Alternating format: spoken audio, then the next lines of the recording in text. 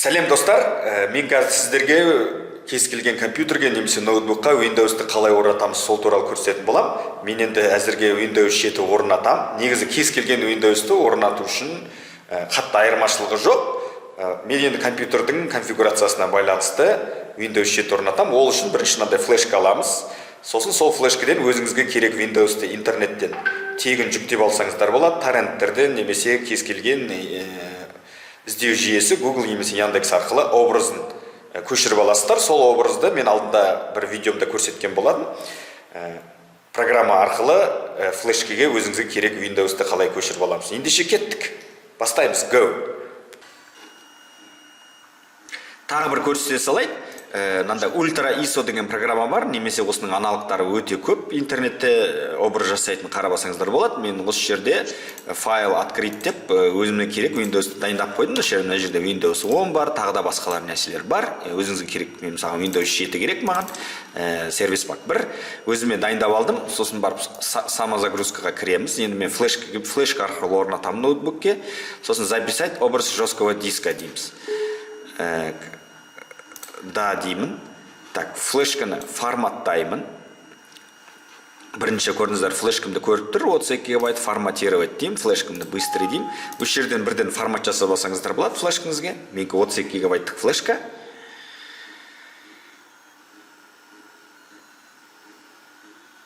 Бірінші форматтап аламыз міндетті түрде. Ішінде өткен менде файлдар болды бір. Сол файлдардың бәрін тазартып, тек қана таза флешкаға міне формат жүрді.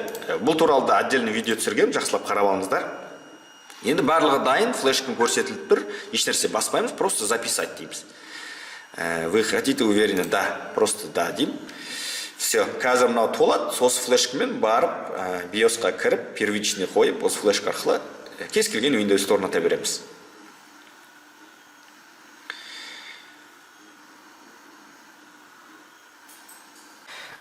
Енді жаңағы мультизагрузчик жазып алғаннан кейін осындай флешканы қостым ноутбукқа. Енді boot менеджерді шақыру керек.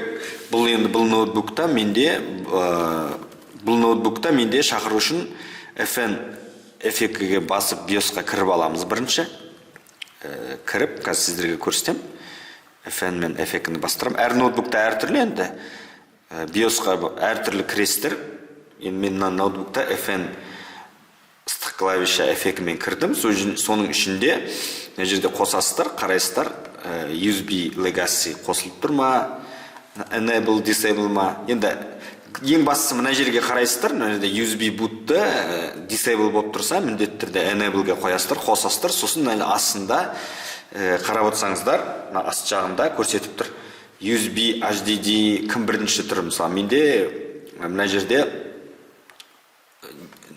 сетевой арқылы орнатасың ба, жесткий диск арқылы ма деп осындай нелерді DVD арқылы, дисковод арқылы орнатасың. Менде USB үшінші болып тұр. Аст жағында қарасаңыздар, F5, F6 арқылы орындарын ауыстыруға болады. Мен F6-ны басып, так, неге ауыспай жатыр? Так, бұл жерде енді ауыспай жатыр орындары почему-то.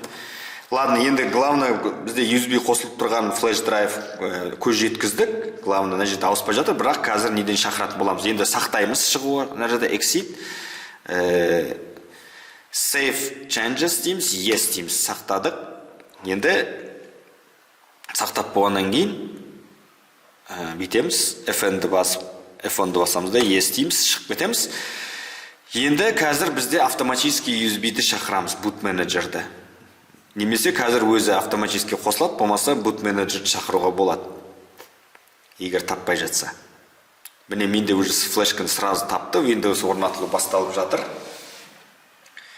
Ең бастысы сол BIOS-тан кіріп, флешкаларыңызды оқып тұрғанын көз жеткізіп, бірінші приоритет бойынша қойып қойуды ұмытпаңыздар. Менікінде енді қажет етіп тұрған жоқ, ауыспады орындар, сол себептен өзі Windows-ты флешканы оқып орнатып жатыр. Бұл жерде Windows 7 орнатамын мен. Кез келген Windows-тың орнатылу әдісі, тәсілі бірдей. Сол себептен қазір маңызды нәрселерді көрсетем. Соны жақсылап көріп алыңыздар. Так, мына жерде енді бәрі русский тұра берсін бізде. Тиіспеймін еш нәрсесіне. Установка деймін. қазір жесткий дискіні еш нәрсе керек емес деп айтты маған ішінен. Егер керек нәрселер болатын болса, онда программа арқылы бірінші көшіріп алатын едім данныйлардың бәрін. Егер сіздің компьютеріңізде CD деп екіге бөлінген болатын болса, барлығын D-ға сақтап қойыңыздар, сосын C-ны форматтап осы жерден ұсынып жасайсыз. Ал ең алғашқы алған болатын болсаңыз, еш нәрсе керек емес болатын болса, онда осы жерден қазір бөлетін боламыз. Полная установка дейміз. Міне қараңыздар, 500 гигабайттық жесткий диск, осы жерден настройка дискаға кіреміз. Настройка диска. Создать дейміз. Енді екіге бөлеміз. Осы жерден сразу CD деп бөліп аламыз. Мысалға, мен C-ға 150 гигабайт берем, 150 мың болады. Ол үшін 1 гигабайтта 1000 мегабайт бар, білесіздер, 1024.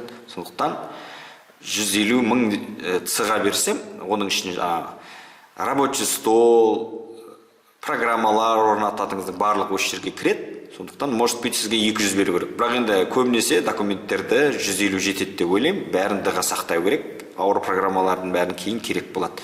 150 нормально. Применить дейм. Окей дейм. Қазір екіге бөлінеді бізде. Міне біріншісі раздел бізде 150 болды, екіншісі 300 болды. Осы жерде сразу шығарып кетуге болады. Просто науымыз бізде раздел 2 деген 150 деген ол основной ол система орнатылады осыған. Жаңа айтқан. Ал екіншісі бізде ол осы жерден создать, сразу применить деп жай ғана бассаңыздар. Кейін ана жаққа барғанда невидимый болып тұрмайды. Сондықтан осы жерден раздел сразу істеп кетсеңіздер болады. Енді мен қайсыған орнатсам болады? C-ға ма, D-ға ма? Әрине, по умолчанию C-ға орнатам. Мынау төбесіндегіне мән бермейміз, өзі создавать етіп алады. Зарезервированный системаның өзінің несі сақтады. Бізге осы основной 140, жаңа мен создавать еткен, плюс-минус осылай көрсете береді, 150 гигабайтқа орнатамыз. Мынау бізде постоянно документтеріміз сақтайтын безопасный дискіміз болады. Кеттік C-ға сақтаймыз. Енді күтеміз осы жерден. Барлық нені копировать етіп алады осы жерден.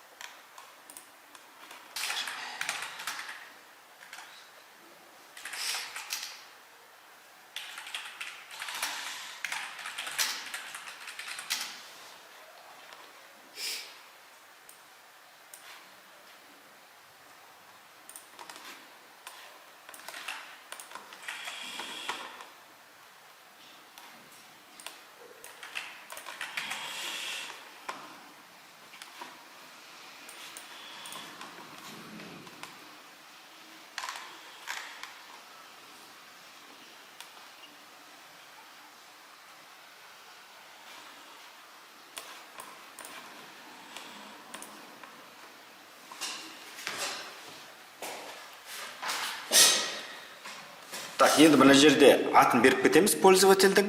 Мысалға мен Жауһар деп бере салам. Сіздер өздеріңіз атымен пароль беріп кетуге болады. Парольді пустой қалдырсаңыздар, мына жерде пропустить дейміз кілтін. Автоматически по интернету қажет жоқ. Пропустить. Использовать рекомендуемые. Осы жерден сразу сағатты қойып кетсеңіздер болады. Бізге Астананы таңдау керек. Міне Астана уақытымен. Так, далее дейміз. Все.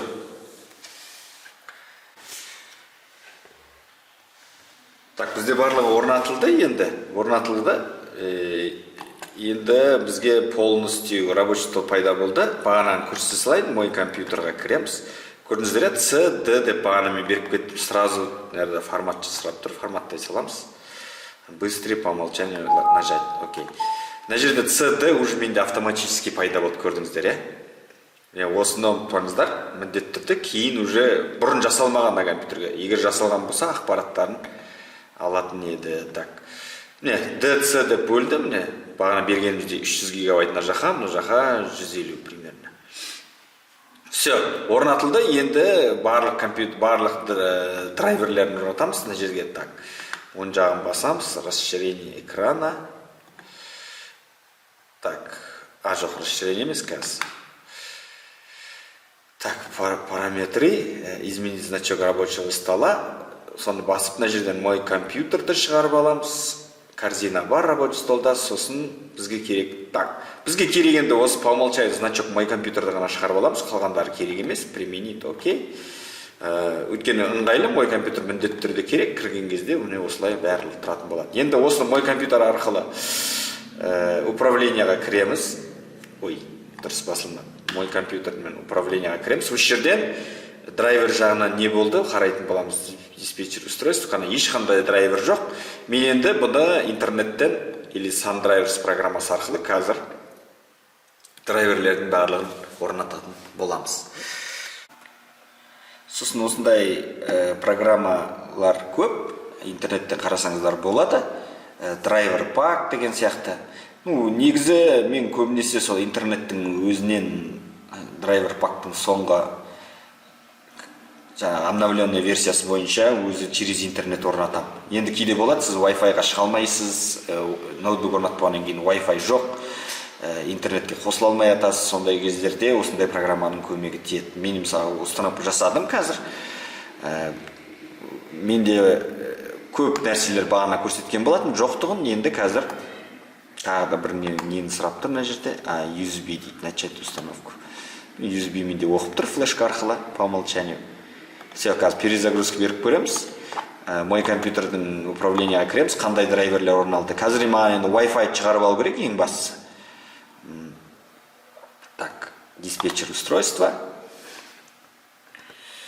Диспетчер устройства. Міне өз жерде менде уже қазір Wi-Fi бар ма көреміз. Так, Wi-Fi жоқ пока. Міне мына жерде. Пока Wi-Fi шықпай жатыр почему-то. Сетевой контролер деген менімше осы Wi-Fi-дің несі сияқты. Давайте перезагрузка беріп көрейік. Содан кейін тағы басқа екінші соңғы версиясы. Менде просто ескілеу версиясы 2013 жылғы SunDriver соңғысын скачать етуге уақыт болмай жатыр. Бірақ оның өзі көп нелерді табады, көмектеседі. Маған Wi-Fi шықса болды да, главное. Арғарай интернет арқылы сол SunDriver'дің өзінің несімен обновленный версиясымен орнатып алам. Қазір енді менде ескі SunDriver'лер болғаннан кейін драйвер пактар таппай жатыр. Менде ескілеу версиясы. Енді бұндай жағдайда не істейміз? Менде именно барлығын звук барлығын орнатты да бұл маған. Бүкіл драйверді. Қазір көрсетем. Мой компьютердің свойствосына кіреміз. Управление. Именно Wi-Fi жоқта. Маған енді ыңғайлетті Wi-Fi бар. Сол арқылы сары болып тұрғандардың бәрін орнатып тастайын десем, менде именно Wi-Fi жоқ. Енді бұның екінші жолы бар. Драйверлер, егер сіздерде интернет болмаған жағдайда, бір жерден интернет бар жерден драйверлер, именно Lenovo G50 деп, соған арнайы Windows 7 ма, Windows. Мен енді қазір мен саған Windows 7-ге мен қазір іздеп тауып, флешкамен салуға болады. Екінші варианты иде қазір роутерлердің көбісінде прямой сетевой кабель арқылы, менде сет бар, өйткені мына жерде сетевой кабель, бірақ Wi-Fi жоқ. Сет арқылы прямой қосып интернетке шығып орнатсам болады. Екінші жолы басқа компьютерден сол модельге драйверлерді скачать етіп алып, хотя бы Wi-Fi-да, сосын осы жерге келіп орнатса болады. Көп жағдайда солай жасайын, қиын жағдайларда. Тағы да айтайын дегенім осы. Енді қазір Windows 7 негізі Windows уже бір жылдай болды. Windows 7-ге бүкіл доступтар жабылды. Windows 7 қазір тоқтатылды. Бірақ сонда да домашний компьютерде, домашний условияда жұмыс істей беруге болады. Енді конфигурациясы төмен компьютерлерге өте ыңғайлы. Бірақ қазір Windows ең артық, по-моему, қазір Windows 8-дің өзінің обновленияларын тоқтатып жатыр. Windows 10-ға қарай көшті, қазір барлығы 10-11 шығып жатыр. Сондықтан бұлай қарапайым компьютерлерге өте керемет. Мен Windows 7-мен талай компьютерлерім, ноутбуктарым жұмыс жасап жатыр. Главное, ол интернет барлығына шыға береді. Просто сіз енді лицензиялық тұрғыдан обновленияларын қолданбасаңыз, бұлай домашний условияда жұмыс жасай беруге өте керемет. Қазір енді мен сол ситуацияны шешем, әзірге өшіре тұрам. Қазір жалғастыратын боламыз. Шешкен кезде проблемасын. Міне достар, көп уақыт алған жоқ. Басқа интернет бар компьютерден барып, именно Lenovo G50-ға Windows 7 Сосын мына ескеретін зат бар. Сіздер енді кез келген драйвер скачать еткен кезде битіне қараңыздар. Мен мысалға Windows 7 мен 32 разрядный ғой, 64. Соны драйверлерде бөлінеді 32 және 64 болып. Мен сол 32-ге именно скачать еттім, негізі, бірақ уже 32 Windows 7-ні поддержка вообще жоқ, драйверлер өте табу қиын, 64 болса хотя более-менее. Бірақ енді таптым именно Wi-Fi-ға. Міне Wi-Fi орнатылды. Енді қазір ары қарай интернетке шығып алып, официальный неден орнататын боламыз. Қазір көрсетем. Енді драйверді Mozilla орнатып алдық. Енді сам драйвер онлайн деген бар, соны скачать етіп алдық. Қазір жіберетін боламыз. Енді керек қалған драйверлердің бәрін өзі автоматты түрде бізге ұсынатын болады. Так.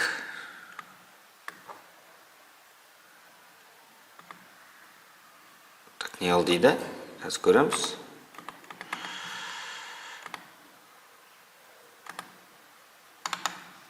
Так, мынаны персонализация жоқ. Что-то үлкен болып кеткен сияқты экран. Соны по умолчанию 1024-те 768-ге қояйық. Экран дұрыс болу үшін. Енді жаңағы программамызға кірейік, что-то орнатылған сияқты еді ғой. Ну-ка, давайте так драйвер пакты ашайық. Вот, драйвер пакты аштық. Енді бізге